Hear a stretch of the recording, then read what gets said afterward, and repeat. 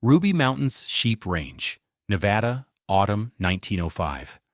The wind already had a blade to it, a promise of the iron-hard winter to come. On a windswept bench overlooking a vast, sage-stippled valley, Iñaki Etxeberria was lashing juniper poles together into a shape that made no sense to the men who stopped their wagons to watch. It was not the solid, four-square footprint of a cabin. It was a hexagon, a sprawling spiderweb of wood that looked flimsy and strange against the granite backdrop of the mountains. Garrett Whitmore, the Pendleton wool buyer for the region, reined in his horse, his face a mask of professional skepticism. He was a man who understood value in terms of weight, grade, and staple length. He saw the growing pile of raw, greasy, black-faced fleece near the bizarre wooden frame and shook his head. "Etxeberria," he called out, his voice carrying easily on the thin air. "You pack your clip into a wall like that, it'll be a matted, greasy ruin by spring. I'll have to grade it down 60%. You'll lose your bond season on a fool's notion." A neighboring rancher, a man named Silas Croft, who had built 3 stout log cabins in his time, spat a brown stream of tobacco juice. "It's a crazy sheep pelt tent," he muttered to his companion, loud enough for Iñaki to hear. "The first real blizzard will tear it to scraps and scatter that wool clear to Elko." Iñaki paused, his hands sure as he tightened a rawhide lashing. He looked at the concerned wool buyer and the mocking neighbors, his dark eyes calm. He said nothing. He simply turned back to his work, his movements economical and precise, as if the opinions of other men were no more consequential than the wind whistling through the juniper. He had a different knowledge, born of older mountains half a world away. What did this Basque shepherd builder, this artsena from the Pyrenees, understand about the very fleece he sheared that a professional wool buyer, a man whose entire life was dedicated to the commodity, had missed? What secret of thermodynamics, held in the crimp and lanolin of a single wool fiber, was about to be demonstrated in the harshest classroom on the continent? The answer wasn't just about shelter. It was about a fundamental rethinking of the relationship between a man, his flock, and the killing cold. If you stick with me, I promise you will learn the startlingly simple physics behind one of the most effective natural insulators on the planet. We'll explore how a structure that looked like a tent could hold a steady 70 degrees in a sub-zero blizzard using almost no fuel. By the end, you'll see the world of insulation in a new way. So subscribe, hit the like button, and let's dig into this incredible story of frontier ingenuity. And tell me in the comments, what's the most unusual building material you've ever heard of? Iñaki Etxeberria was not a logger. He had no feel for the heft of a double-bit axe or the slow, patient logic of a saw cutting through pine. He was not a miner, drawn to the dark and the explosive promise of silver. He was not, in the Nevada sense, a frontiersman. He was an artsena. His hands knew the warm, oily texture of fleece, the smooth, worn wood of a shepherd's crook, the precise tension of shears, and the cold, unyielding reality of stone. In his home province of Vizcaya, he had spent years moving with the flocks into the high meadows of the Aralar Range, wintering in stone huts called sabolas. These were not grand structures. They were simple, semi-subterranean shelters, but their secret lay in the walls, which were often stuffed thick with the culled, dirty wool of the flock. Wool deemed unfit for sale, but perfect for holding back the wind and damp. He had learned that wool's greatest talent wasn't being woven into a blanket. It was simply being left alone, a great, fluffy mass of trapped air. He had brought his wife, Maide, and their 2 young children, Ander and Alara, to the Nevada high country with the promise of land and a vast, open range for their own flock. They had arrived with a small savings and a deep well of determination. But they had not been prepared for the sheer, unrelenting viciousness of a Great Basin winter. Their first cabin, a hastily built affair of thin pine logs, chinked with mud and grass, was a sieve for the cold. It didn't just leak heat, it actively invited the frost inside. That first winter became a benchmark of misery, a collection of sharp, sensory memories that fueled Iñaki's resolve. He remembered the small, round tin of saddle soap Maite kept on a shelf near the door. One morning, with the temperature at 20 below, she had knocked it to the floor. It didn't dent, it shattered like cheap pottery, the frozen soap exploding into a dozen sharp-edged pieces. He remembered the sourdough starter, a living, bubbling thing he had carefully nurtured from their homeland. He kept the jar wrapped in cloth near the stone cellar wall, what should have been the warmest part of the house. By January, it had gone silent. The yeast was not dead, but stunned into a deep hibernation by the pervasive chill that leached through the very stones. Most vividly, he remembered the side of cured beef hanging from a rafter. When he went to slice some for a thin stew, the knife skipped off its surface as if it were granite. He tapped it with a knuckle, and it rang with a dull, mineral sound. It was no longer meat. It was a frozen club. The children, Ander and Alara, slept in their coats, huddled together under every blanket they owned, their breath pluming in the dim light of the cabin. Iñaki knew he could not ask his family to survive another winter like that. He would not. The failure of that first cabin was not due to a lack of effort. It was a failure of physics. The conventional wisdom of the frontier, born in the forested, humid lands of the East, was ill-suited for the dry, radiating cold of the high desert. A standard log cabin, for all its romantic, rugged appeal, was a thermal disaster. The logs themselves, even dense pine, offered minimal insulation, an R value of perhaps 1.2 per inch. An 8-inch log wall, therefore, provided an R value of less than 10. This was woefully inadequate when the outside temperature plunged to 30 below zero and the wind scoured every surface. The real problem, the one Iñaki understood intuitively from his stone tixabolas, was thermal bridging. In a square-cornered cabin, the interlocking logs at the corners created a direct, dense pathway for heat to escape. These corners were thermal highways, constantly bleeding warmth out into the frozen air. Inside, they were the first places to gather a thick, white crust of interior frost. The chinking between the logs was another point of failure. No matter how carefully applied, the mix of mud, grass, or moss would shrink and crack in the bone-dry air, opening up dozens of tiny fissures for infiltration.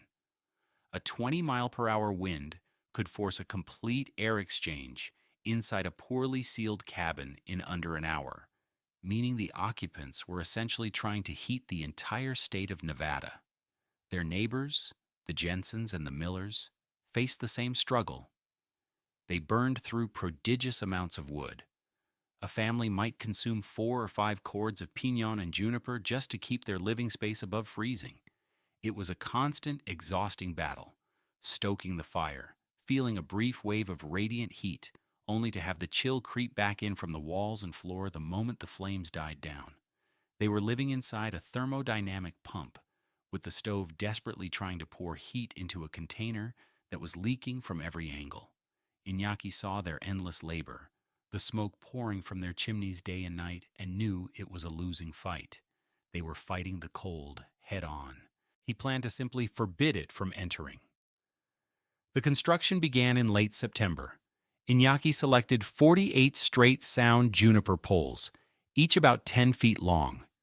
He was not building a solid wall, but a frame, 2 concentric hexagonal lattices, separated by a 14-inch gap.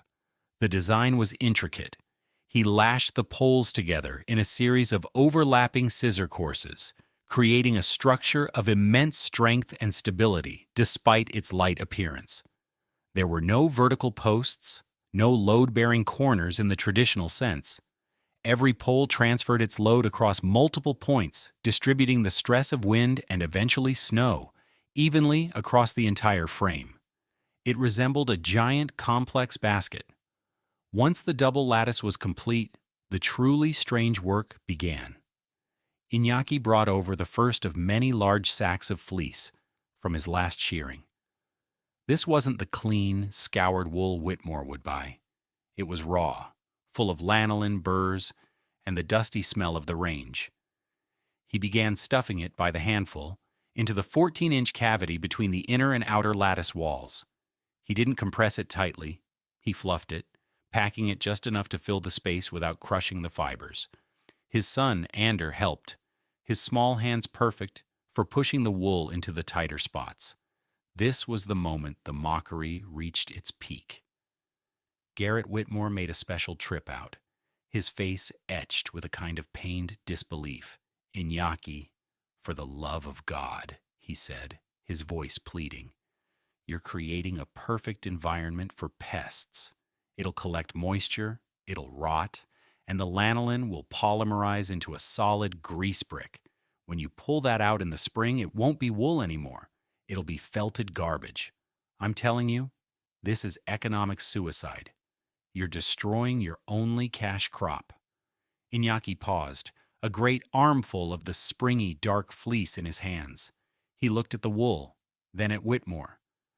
"The lanolin is a virtue," he said, his voice quiet but firm. "It is the sheep's oilskin. It sheds water." He offered no further defense. He simply turned and packed the fleece into the wall. Mate watched from the doorway of their old, cold cabin, her expression a mixture of wifely concern and deep-seated trust. "It looks like a wild creature's nest, Iñaki," she said one evening, a small smile playing on her lips. "The wild creatures are warm in winter," he replied. And that was enough for her. For weeks, the pile of wool shrank as the walls of the hexagon grew thick and puffy. He worked his way up, packing the angled roof sections with the same care. Finally, the entire lattice, save for a door opening and a small smoke pipe hole, was encased in a massive, 14-inch thick blanket of raw wool, 400 pounds of it.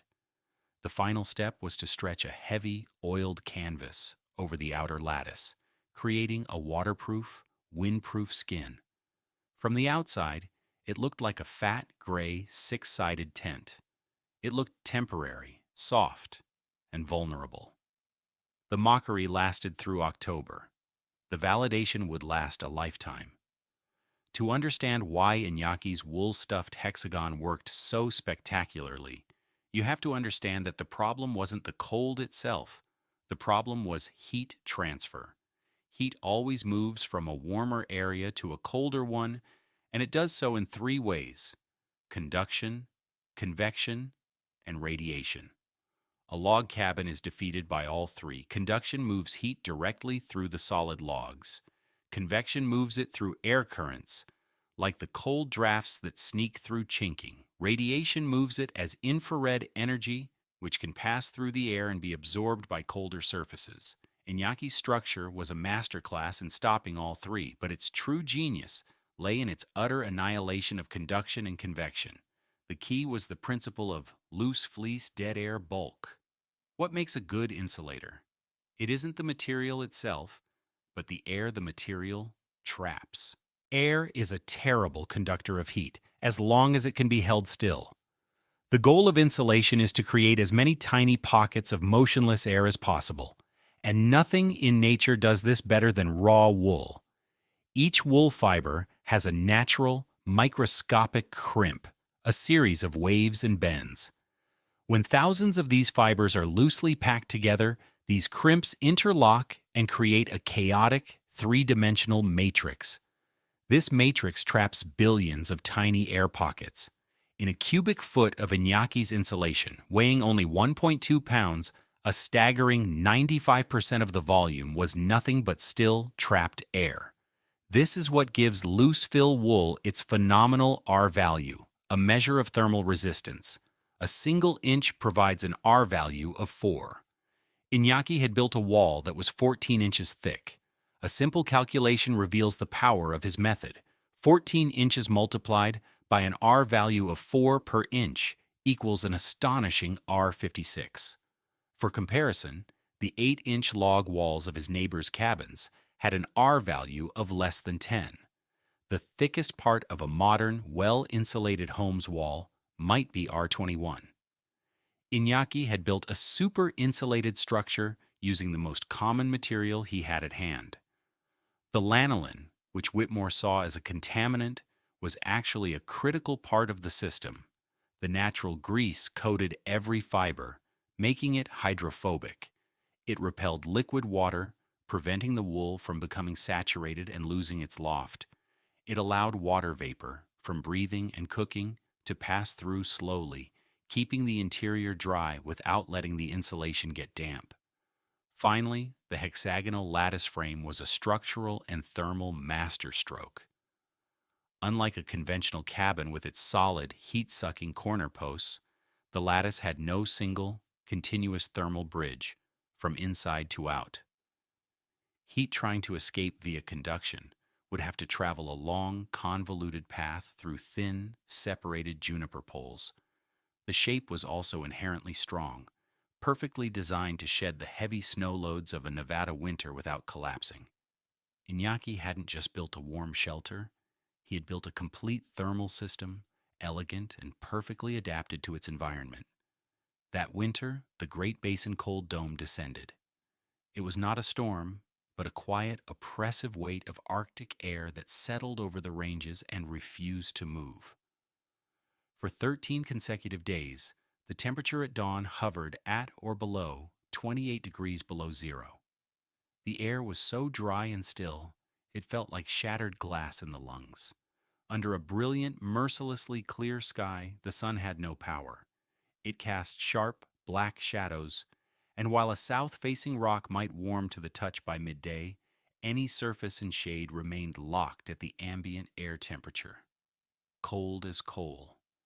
For the settlers in their conventional cabins, it was a state of siege.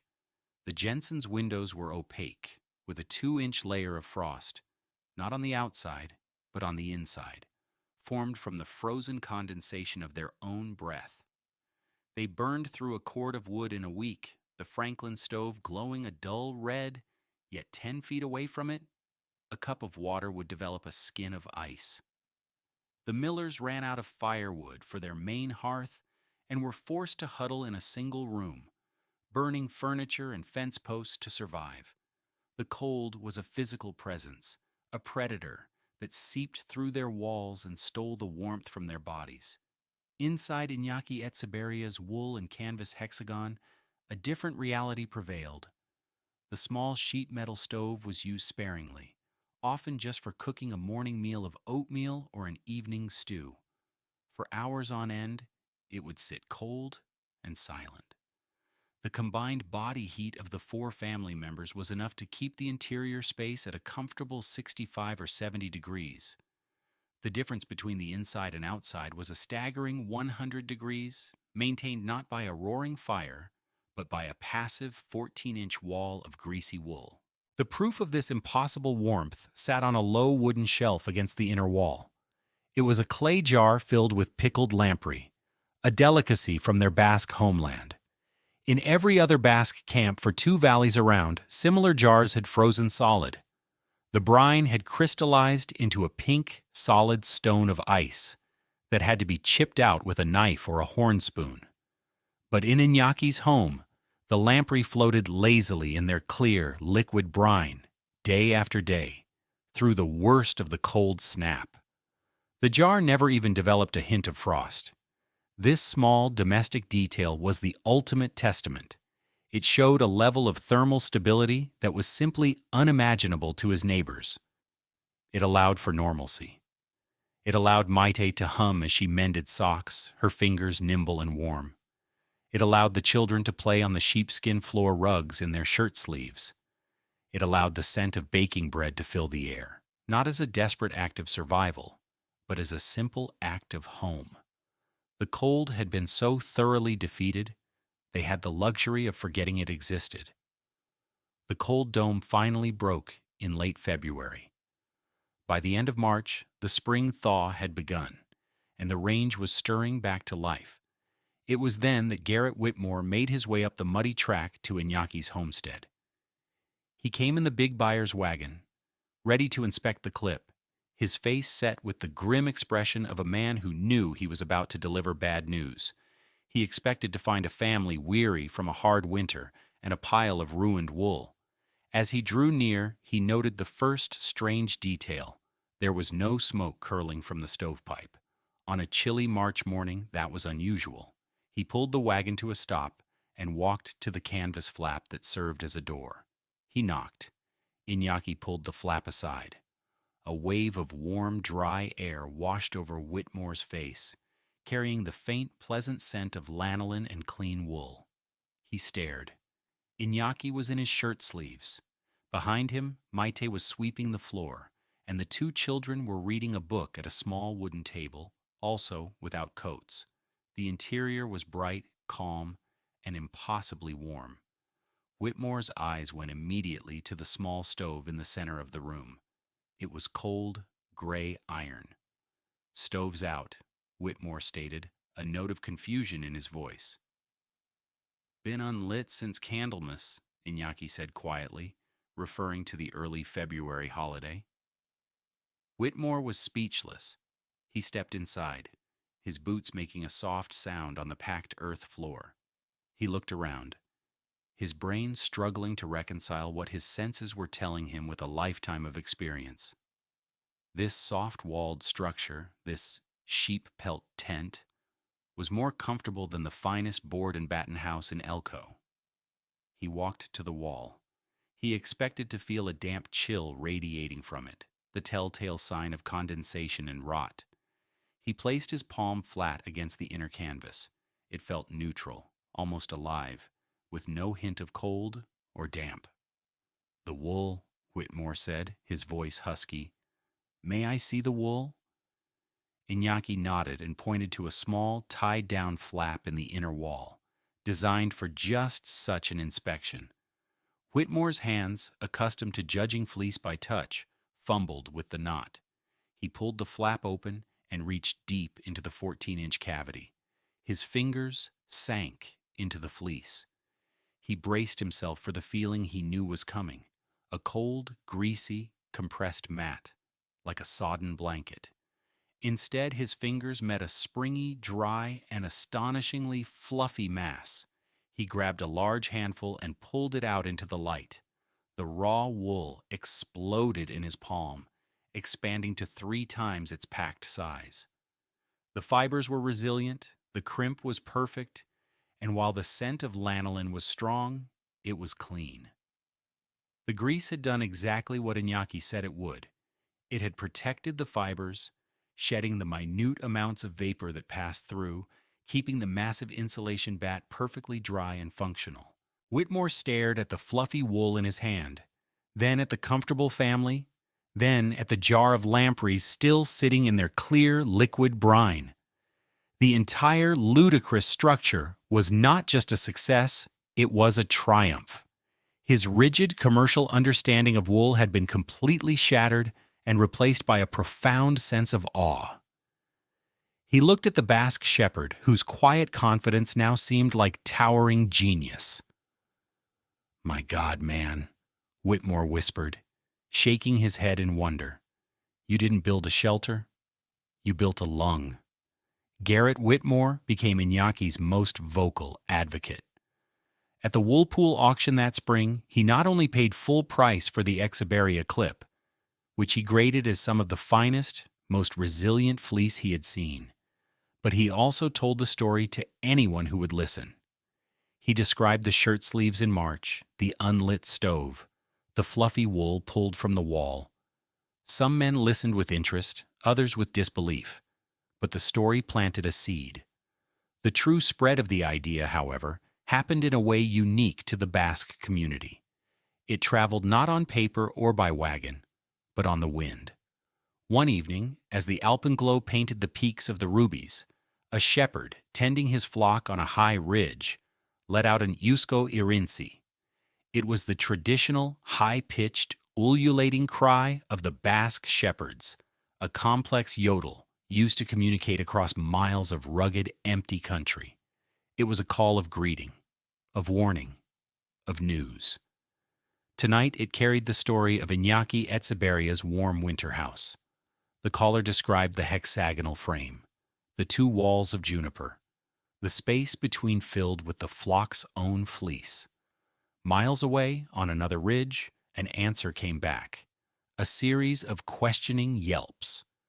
The first shepherd responded, calling out the dimensions, the thickness of the wool, the canvas skin. The knowledge passed from ridge to ridge, a conversation held across entire valleys, a piece of ancient culture transmitting a radical new idea. By the autumn of 1906, the effect of those calls was visible on the landscape. Across the Ruby Mountains and into the ranges beyond, 3 more wool-stuffed hexagons had appeared, built by other Basque families who had heard the story on the wind and trusted the wisdom of their own. The idea was too simple and too effective to ignore. It required no milled lumber, no special tools, just the poles that could be harvested from any canyon and the fleece that was the very reason for their presence in this harsh land. What Iñaki Etxeberria accomplished on that Nevada range in 1905 was a quiet revolution that anticipated the core principles of modern building science by nearly a century. His hexagonal lattice, with its lack of continuous corner posts, was an intuitive form of a thermal break, a concept now fundamental to high-efficiency construction.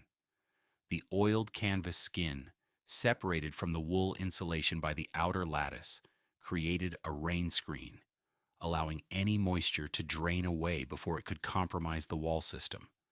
The entire structure was, in modern parlance, a breathable wall assembly, allowing water vapor to escape while blocking air infiltration. The R56 value he achieved is still considered elite performance today, the kind of number architects and builders strive for in expensive, custom-built passive house or net-zero homes. Iñaki built it with juniper, rawhide, and the dirty fleece of his own flock. He created a masterpiece of thermal efficiency, not through formal education, but through a deep, lived understanding of his primary material. In the end, the story of the wool and lattice house is about more than just staying warm. It is about a different way of seeing the world. Garrett Whitmore, a good and knowledgeable man, saw wool as a commodity. He saw it in terms of market value, grade, and weight. His entire frame of reference was economic. When he looked at a fleece, he saw a price per pound. Iñaki Etxeberria saw the wool's true nature. He understood its primary biological purpose: to trap a layer of still air around a living creature, protecting it from the elements. He didn't see a product to be sold. He saw a system to be emulated. He understood that the sheep's greatest gift wasn't the money it brought in the spring, but the life-saving principle it embodied all winter. So he didn't just shelter under the wool in the form of a blanket. He collaborated with it. He honored its intrinsic design. He taught his own clip how to stand up, form a circle around his family, and hold them in a warm, dry embrace through the worst the Great Basin could throw at them. The Nevada frontier was an unforgiving place. It didn't reward tradition or credentials. It rewarded what worked. Thank you for joining us for this exploration of frontier ingenuity. If you found this story as fascinating as I did, please hit the like button, subscribe to the channel, and share it with someone who appreciates clever solutions. And don't forget to answer our question in the comments. What other natural materials have you seen used in ingenious ways for building? We love hearing your stories. Disclaimer: this video presents historically inspired reconstructions for educational and storytelling purposes. The characters, names, and specific events depicted are fictional, but the techniques and scientific principles are based on real historical practices and thermal dynamics. The application of any building technique today, should be done in accordance with modern building codes, safety guidelines, and engineering standards. This content does not constitute professional, technical, or legal advice.